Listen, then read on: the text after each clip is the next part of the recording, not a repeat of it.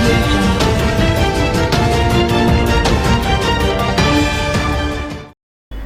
खबर राजनीति से हो या फिर सामाजिक सरोकार की,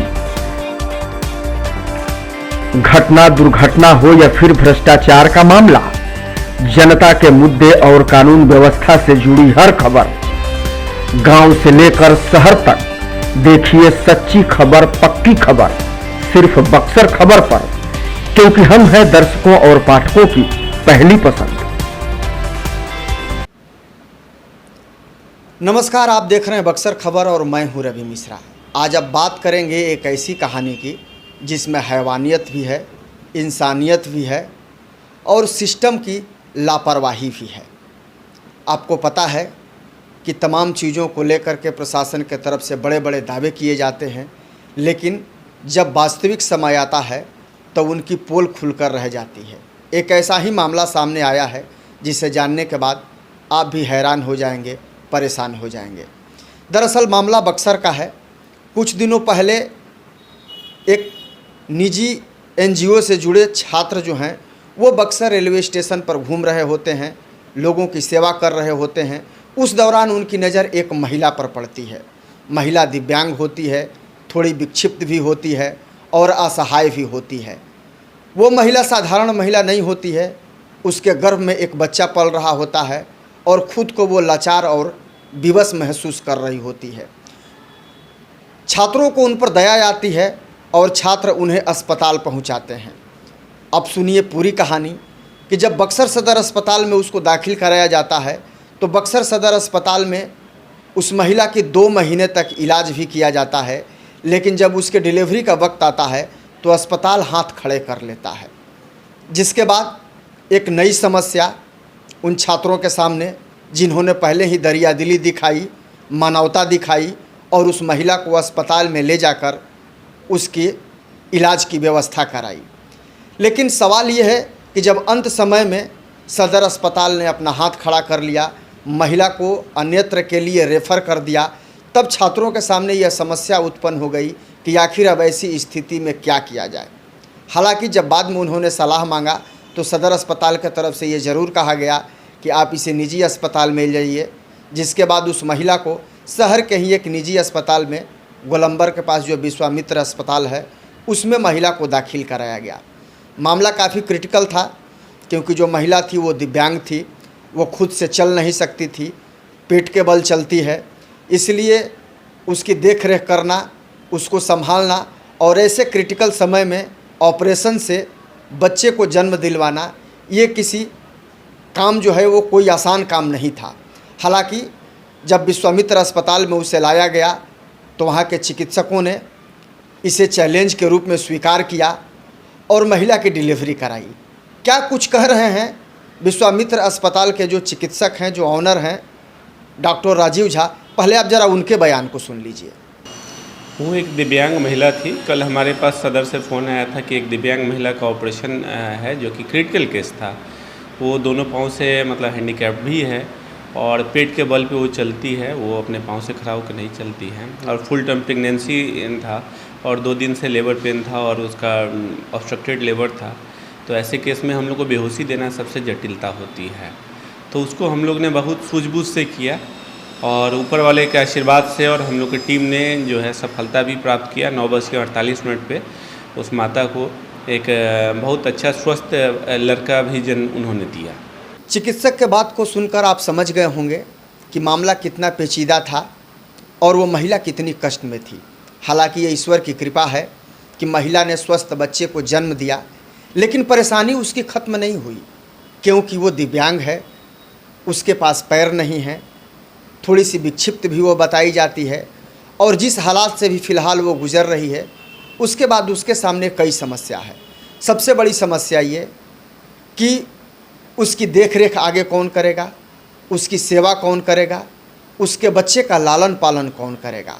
अब इस गंभीर समस्या को लेकर न केवल महिला की चिंता बढ़ी हुई है, बल्कि इस तमाम चीज़ों को लेकर अब आम जो समाज के लोग हैं उनकी भी चिंता बढ़ने लगी है। और शायद यही वजह है कि जब उन छात्रों ने, सेवा संस्थान से जुड़े उन युवाओं ने जब महिला को सरकारी अस्पताल से निजी अस्पताल में पहुंचाया, उसके बाद जब महिला ने एक स्वस्थ बच्चे को जन्म दिया तो इसकी चिंता अब उन्हें भी सताने लगी।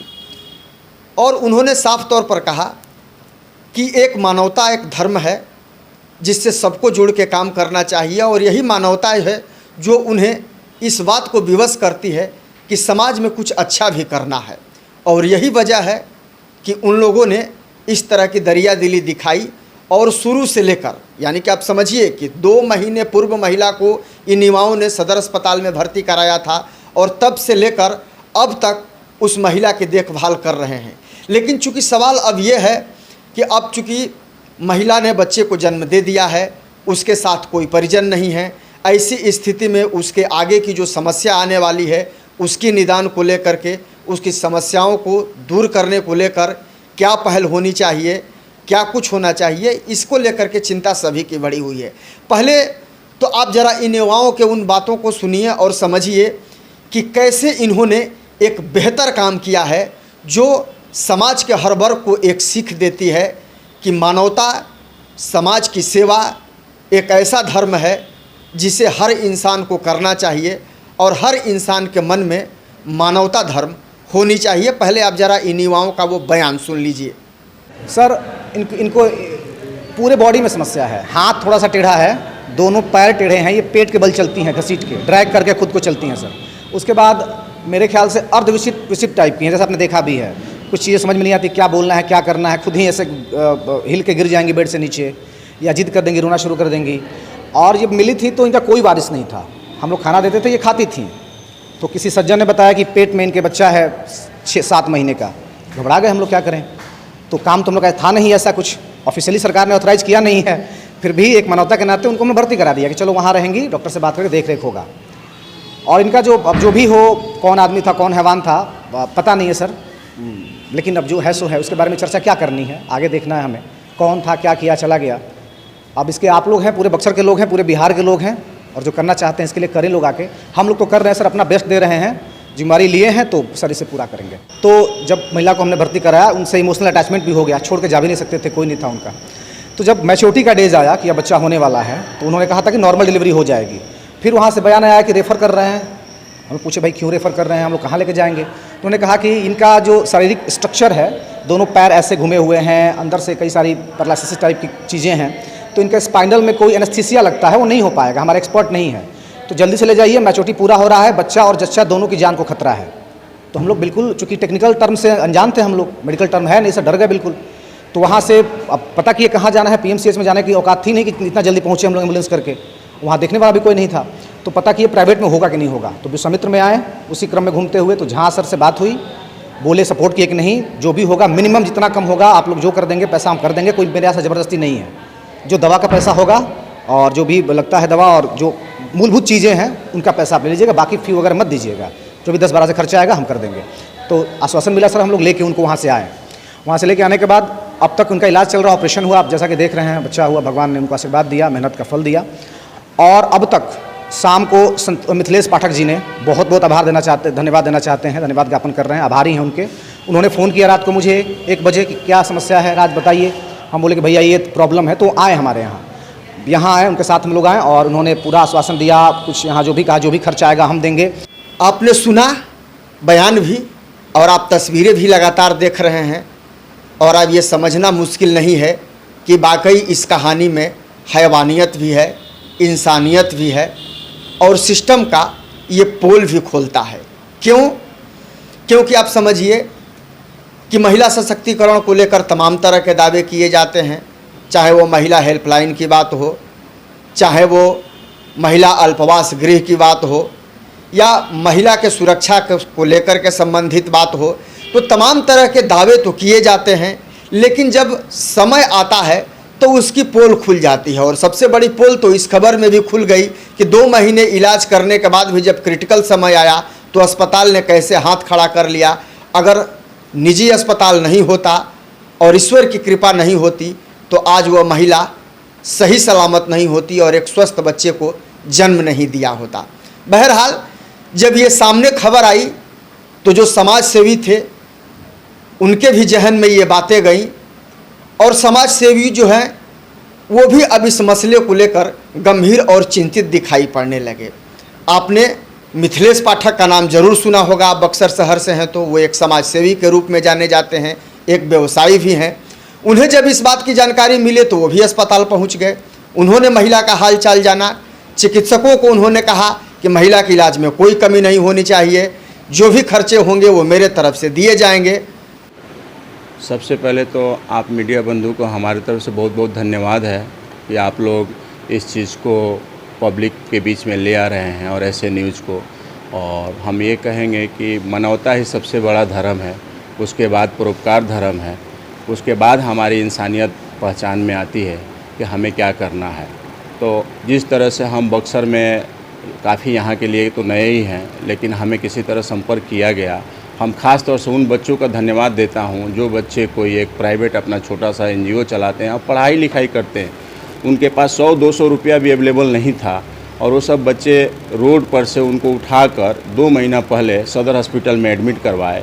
और सदर हॉस्पिटल में एडमिट करवाने के बाद प्रशासन को भी संज्ञान में था। हमारी सुबह में अमन समीर जी से बात हुई जो यहाँ के जिला अधिकारी हैं, तो उन्होंने बोला कि हमारे देख रेख में वहाँ हुआ था, लेकिन दुर्भाग्य ये था कि कल के हालात उनको पता नहीं था। और वहाँ से वो लोग जब बच्चे का जन्म लेने की बात आई तो उस समय ये लोग रिस्क नहीं लिए और बच्चे को क्या किए, PMCH में रेफ़र कर दिए।